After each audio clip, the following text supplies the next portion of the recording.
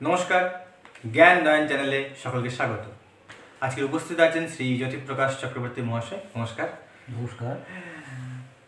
আজকে আমরা কথা বলবো চণ্ডী নিয়ে, শ্রী শ্রী চণ্ডী। আমরা তো জানি দুর্গাপুজোর সময় চণ্ডী পাঠ হয়, বিভিন্ন ক্ষেত্রে হয়, শারদীয় দুর্গাপূজা, বাসন্তী দুর্গাপূজা এবং জগদ্ধাত্রী পূজা ক্ষেত্রে চণ্ডী পাঠ হয়। তো আজকে সেই চণ্ডী নিয়েই কথা হবে। এখন আপনার কাছে আমার প্রশ্ন এটাই, এই চণ্ডী পাঠের আগে বেশ কিছু বিধি থাকে, যেমন দেবী সূক্ত, অর্গলা স্তোত্রম, তিলকস্তব এবং দেবী কবচম। আসলে এই চারটি জিনিস কি, কেন বা করা হয়? এই চারটি জিনিস না করলে কি সরাসরি চণ্ডী পাঠ করা যায় না? যদি এই বিষয়ে একটু জানান আমাদেরকে।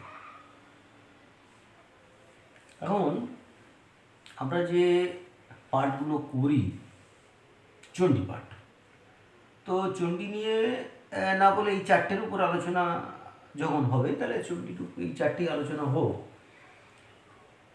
সূক্তম এই শব্দটা ব্যবহার হয়েছে, দেবী সূক্তম। প্রথমে আমরা করছি দেবী কেন, চারটে কেন, এটা তো প্রশ্ন।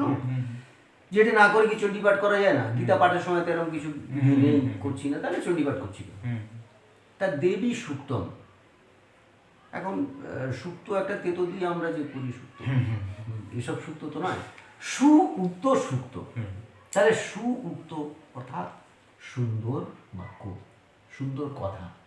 অর্থাৎ আমরা যখন একটা বাড়িতে গেলাম, তো বাড়িতে গিয়ে সেই বাড়ির সম্বন্ধে যদি না তার গুণগান করি, তাহলে সে আমাকে ভালো করে কথা বলবে কেন? এই বসে এটা দিন তো, এই যদি চোর ডাকাতের মতো কথাবার্তা বলি, গুন্ডা বদমাশের মতো কথাবার্তা বলি, তাহলে সে মনের কথা কিন্তু আমার সঙ্গে বলবে না, ভীত সন্তুষ্ট হয়ে যাবে। ঠিক রবীন্দ্রনাথ যেমন এক জায়গায় বলেছেন, দেবতারে মোরা আত্মীয় জানি, আকাশে প্রদীপ জানি। তাহলে দেবতা আমাদের আত্মীয়, তাহলে দেবতার সঙ্গে সুন্দর কথা বলতে হবে। তিনি যেহেতু আমাদের প্রণম্য এবং আমাদের অভিলষিত এবং আমাদের কী বলবো, তাকে আমরা শ্রদ্ধা ভক্তি করি, তাহলে তার সম্বন্ধে যে বাক্যগুলো বলবো সেটা হতেই হবে, সুন্দর হতে হবে এবং সুললিত হতে হবে। সেই জন্যে প্রথমেই হচ্ছে দেবী সূক্তমটা পড়া হয়। এরপর আসছে অর্গলা স্তোত্র। অর্গল মানে দুটো শব্দ কিন্তু একটু, অনর্গল বললে আমরা কিন্তু একটু বুঝতে পারি ব্যাপারটা কীরকম।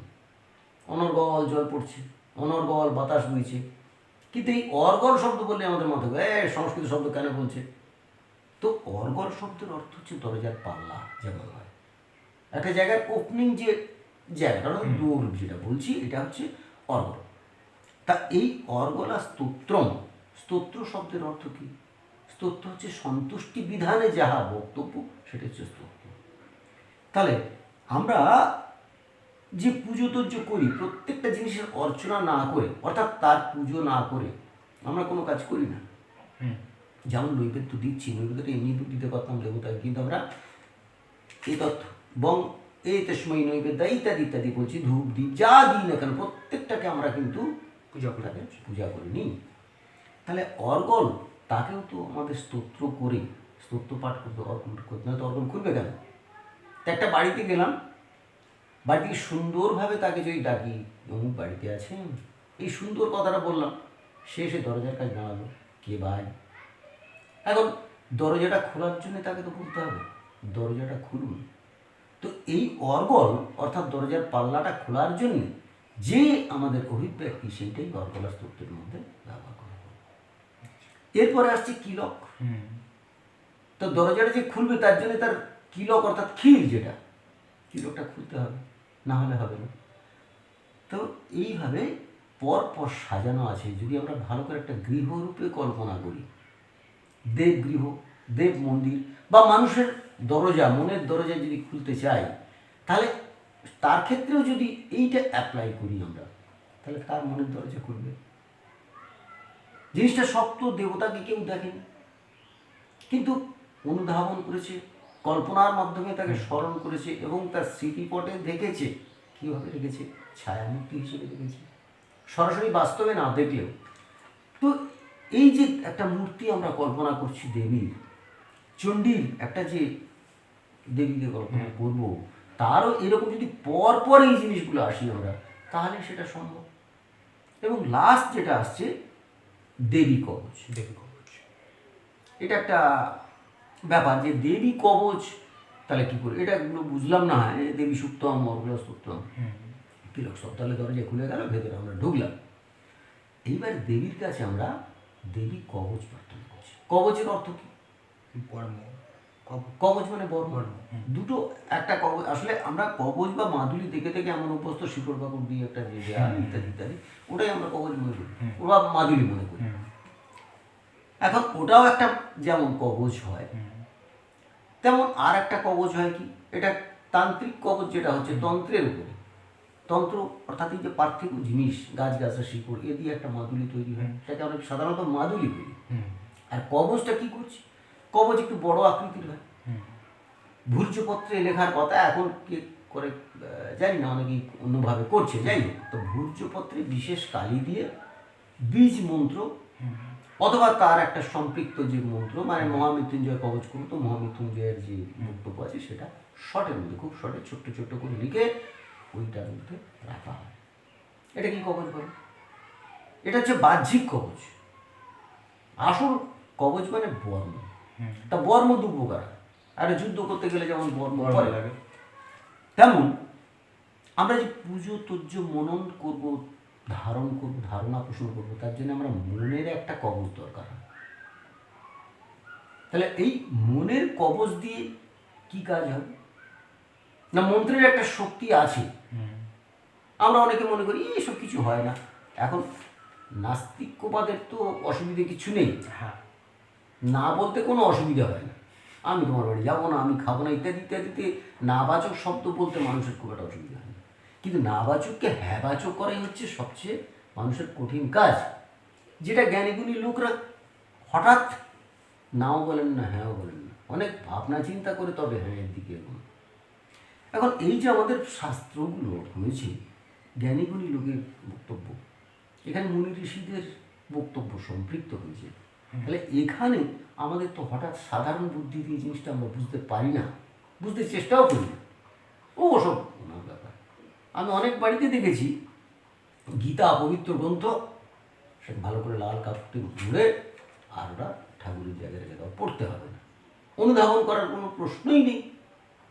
ঠিক চণ্ডীকেও তাই, চণ্ডীও সকরা পড়তে নেই, ও চণ্ডী পড়া ঠিক না। আরে চণ্ডী যদি দেখি না অন্তত। তা যাই হোক, দেবী কবচ, তাহলে দেবী কোন কোন রূপে আমাদের কীরকম উপকার করে, এইটার জন্যই দেবী কবচ। দেবী কবচের মধ্যে প্রথমেই আমরা দেখতে পাবো দেবীর যে নবদুর্গা বলা হয়, নবদুর্গা কাকে বলা হয়, কীভাবে বলা হয়, প্রথম আছে। তারপরে কি আছে, তারপরে আছে কোন জায়গায় দেবী অবস্থান করছে, এটা একটু ভালো করে বোঝার ব্যাপার আছে। আমার দাঁতের যন্ত্রণা করছে, দাঁতের যন্ত্রণা করছে মানে সেখানে দেবী কি আছেন, কৌমারী আছেন, এখানে কিলকস্তবে বলা হচ্ছে কৌমারী আছেন। অথবা বলা হচ্ছে নীলগ্রীবা বহিকণ্ঠে নলিকাং নলকুবের। তাহলে নলকুবের কে, এই যে গলার নলি আছে, নলি সংক্রান্ত যদি হয়, সর্বঙ্গ হতে পারে, গলার কষ্ট ইত্যাদি ইত্যাদি যদি হতে পারে, তাহলে নলকুবেরই যে দেবী আছেন, দেবীর একটা রূপ, সেই রূপের জপ যদি আমি করতে পারি ঠিক মতো, তার নিয়ম আছে, পদ্ধতি আছে, সেইভাবে যদি করি, তাহলে দেখা যাবে যে আমার এই গলার সেরে গেছে, কোনো ওষুধ খেতে হবে না। এই যে পাওয়ার আছে মন্ত্রের মধ্যে, আমরা অনেকে সাধারণভাবে কী বলে পাওয়ার কিছু নেই, তা অথবা আমি তো সাধারণ মানুষ, আমার দ্বারা হবে না, মুনি ঋষি ছাড়া হবে না, ইত্যাদি ইত্যাদি। কিন্তু না, আমরা প্রত্যেকেই, সেদিন জৈনমুনি কি নাম, গৌতম সাগর, ওনার একটা বক্তব্য শুনছিলাম, যে তুমি যদি ইচ্ছা করো তাহলে তুমিও ভগবান হতে পারো, তুমিও দেবতা হতে পারো, আমরা চেষ্টাই করি না। আমরা মাটি পা দিলাম না তো দৌড়বো কী করে? তাহলে আমি যেটা বলতে চাই, এটা প্রত্যেকের ব্যক্তিগতভাবে দেখুন না, যেখানে যে চণ্ডীতে যে কিলক স্তব আছে, এই সরি দেবী কবচ যেটা আছে, দেবী কবচে যে যে জায়গার আছে, একটা সামান্য অসুখ হয়েছে, তো সেই অসুস্থতার জন্যে যে জবটা করার কথা সেই জবটা যদি ঠিকমতো করে তার সাড়ে কিনা একবার পরীক্ষা করে দেখুন, দেখতে তো আর কারোর আপত্তি নেই।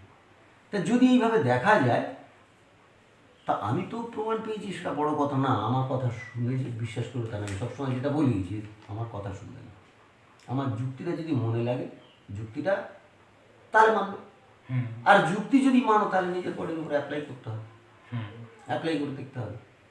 আঙুলে হয়েছে একটা ব্যথা হয়েছে, আঙুলের ব্যথা পেন কিলার না খেয়ে আঙুলের জন্য যে অধিষ্ঠাত্রী দেবী আছেন সেইখানে জবটা করে দেখো না হয় কিনা, 10,000 বার জব করে দেখো সাড়ে কিনা।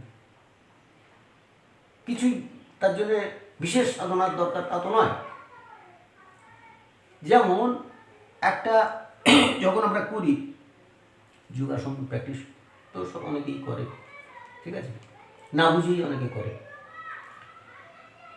তো এই নাভি আর এই মেরুদণ্ড, এটা একটা বিরাট ফাংশন আছে ব্রেন থেকে সরাসরি এই মেরুদণ্ডের মধ্যে দিয়ে পাস হয়ে আবার সেটা যে বার্তাটা যায় যে কোনো জায়গায়, হাতে পায়ে যেখানে যেটা যাওয়া দরকার সেখানে সেটা যায়।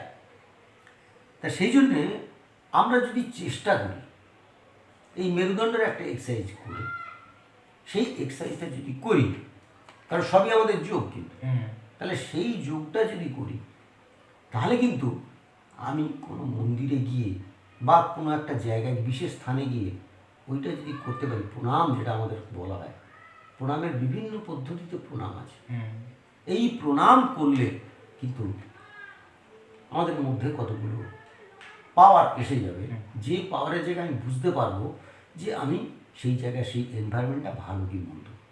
এগুলো পরীক্ষিত ব্যাপার, পরীক্ষিত ব্যাপার মানে আমি বলছি প্রত্যেকে তার পরীক্ষা করে দেখতে হবে। মানে এনভায়রনমেন্ট বোঝা যায়, এনভায়রনমেন্ট বোঝা যায়। আচ্ছা, তাই এবারে আমি বললে তো সেটা মেনে নেওয়ার কোনো দরকার নেই, নিজে পরীক্ষা করে দেখতে হবে যে সেটাই হচ্ছে কি না, ঠিক আছে। যেমন আমরা জানি আকুপ্রেশারের সাহায্যে রোগ সারে, তা আকুপ্রেশারের সাহায্যে রোগ সারে আমার হয় রোগগ্রস্ত হয়ে কারো কাছে যেতে হবে আকুপ্রেশার, অথবা আকুপ্রেশারটা আমার শিখে নিয়ে কারোর উপর অ্যাপ্লাই করতে হবে, তবে তো জিনিসটা হবে। পরীক্ষা করে দেখার প্রয়োজন, পরীক্ষা করে না দেখলে হবে না। তা প্রত্যেকটাই আমাদের এই যে নেগেটিভ মন, নাবাচক মন, নাবাচক মন কেন না, গীতা ওই যে গীতার প্রথমেই যে আছে 100 জনের সঙ্গে লড়াই করছে 5 জন, তাহলে 5 ভার্সেস 100 মানে 1 ভার্সেস 20।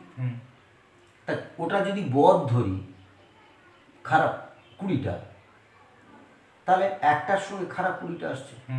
তা সেই জন্য ভালো মনে আমরা যেটা চিন্তা করব, সৎ উপদেশ যে শুনবো, শুনতে গিয়ে আমাদের কিন্তু 20টা খারাপ আমাদের বাধা দিচ্ছে, সবসময় চারিপাশে বাধা দিচ্ছে ওই 20টা। তাহলে সেইটাকে অতিক্রম করে যাওয়াটা হচ্ছে খুব কষ্টকর সাধারণ মানুষের পক্ষে।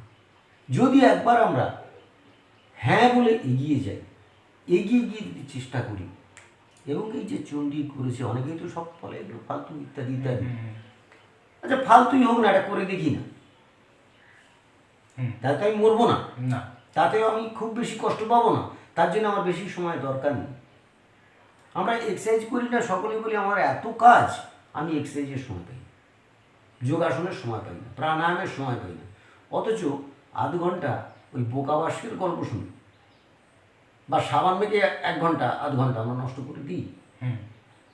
তা সেটা যদি করতে পারি 5টা মিনিট 10টা মিনিট কি আমরা বের করতে পারি না? তাহলে এটা যদি নিয়মিত আমরা ওই জিনিসটা করতে পারি, আমাদের অনেক কঠিন ব্যাধি থেকে মুক্তি হতে পারি, এবং শারীরিকভাবে শুধু না মানসিকভাবে আমরা তো আরও অনেক সম্পৃক্ত হতে পারি। তা প্রশ্ন হচ্ছে কি, আমরা ওই নাবাচক মানসিকতার জন্য সব কিছু না ধরে আছি, সেই জন্যই আমরা বলছি কাজ হয় না, কাজ হয় না, কাজ হয় না।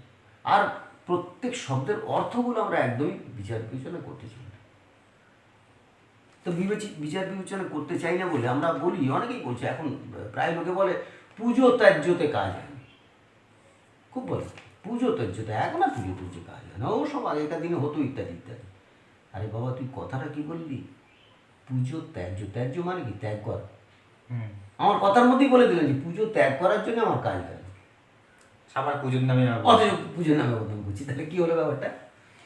তো এই জন্যে প্রত্যেক শব্দের একটু যদি আমরা মানেটা বুঝি, যেমন এই যে চারটে বললাম দেবী সূক্ত বা স্তোত্র ইত্যাদিতে, একটু ভালো করে যদি নাড়াচাড়া করি, বাংলায় একটু উন্নত মানের, বাংলায় তো সংস্কৃত, সংস্কৃত হয়েছে কেন? সংস্কার করে তো সংস্কৃত হয়েছে।